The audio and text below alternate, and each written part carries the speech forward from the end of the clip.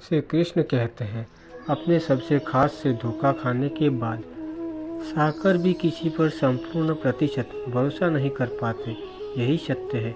मनुष्य का जीवन केवल उसके कर्मों पर चलता है। जैसे कर्म होता है वैसा ही उसका जीवन होता है। भगवान श्री कृष्ण जी कहते हैं कि हमें किसी से भी अंधा प्यार नहीं करना चाहिए।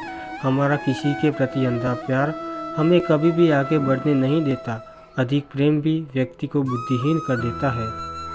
भगवान श्री कृष्ण कहते हैं, अनुमान मन की कल्पना है और अनुभव जिंदगी का सबक है। सच्ची खुशी तभी होती है जब आपकी सोच, कथन और कर्म में समानता हो। जीवन में कभी निराशा नहीं होना चाहिए, क्योंकि कमज़ोर आपका वक्त होता है, आप नहीं। श्री कृष्ण कहते हैं, जैसे तेल समाप्त हो जाने पर दीपक बुझ जाता है, उसी प्रकार कर्म के क्षीण हो जाने पर मौन सबसे अच्छा उत्तर है। किसी ऐसे व्यक्ति के लिए जो आपको शब्दों को महत्व नहीं देता, भाग्य भी नष्ट हो जाता है। मनुष्य जन्म लेता है तो उसके पास सांसें तो होती है, पर कोई नाम नहीं होता। जब मृत्यु होती है तो उसके पास नाम होता है, पर सांसें नहीं होती। इसी सांस और नाम के बीच की यात्रा को जीवन कहते हैं। न किसी के अभाव में जियो, न किसी के प्रभाव में जियो। यह जिंदगी है, आपकी अपने स्वभाव में जियो। श्री कृष्ण कहते हैं, किसी के प्रति मन में क्रोध लिए रहने की उपेक्षा से तुरंत प्रकट कर देना अधिक अच्छा है। जैसे क्षण भर में जल जाना देर तक सुलगने से अधिक अच्छा है। इंसान चाहे जितना भी खुद को व्यस्त रख ले, जिससे वो प्रेम करता है उसकी यादों से नहीं बच सकता। श्री कृष्ण कहते हैं, समय कभी नहीं रुकता। आज यदि बुरा चल रहा है तो कल अवश्य अच्छा आएगा। आप केवल निस्वार्थ भाव से कर्म कीजिए और वही आपके हाथों में है। हमारी आस्था की परीक्षा तब होती है जब हमें वो चाहे वो न मिले, और फिर भी हमारे दिल से प्रभु के लिए शुक्रिया ही निकले।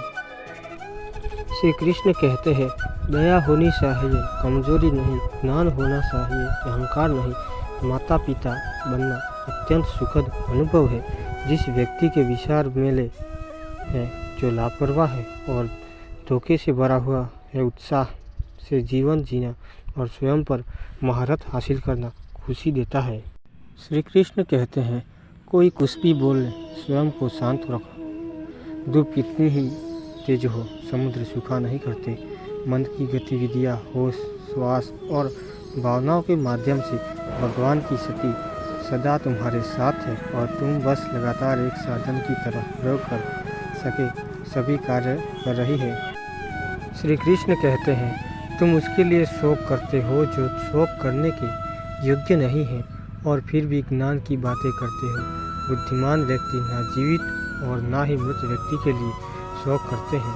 तुम अपनी पीड़ा के लिए संसार को दोष मत दो, अपने मन को समझाओ। तुम्हारे मन का परिवर्तन ही तुम्हारे दुखों का अंत है। श्री कृष्ण कहते हैं, अगर तुम अपना कल्याण करना चाहते हो तो सभी तरह के उपदेशों, सभी धर्मों को छोड़कर मेरी शरण में आ जाओ। मैं तुम्हें मुक्ति प्रदान करूँगा। सुख दुख का आना जाना सभी गर्मी के आने जाने जैसा है, सही है, इसलिए इन्हें सहन करना सीखना ही उचित है। श्री कृष्ण कहते हैं, धर्म चाहे जो भी हो, अच्छे इंसान बनो। हिसाब हमारे कर्म का होगा, धर्म का नहीं। तुम्हारे मोह ग्रस्त होकर अपने कर्तव्य पथ से हट जाना मूर्खता है, क्योंकि इससे ना तो तुम्हें स्वर्ग की प्राप्ति होगी और ना ही तुम्हारी कीर्ति बढ़ेगी। श्री कृष्ण कहते हैं, बुरा वक्त आपको जिंदगी के उन सच से सामना करवाता है जिनका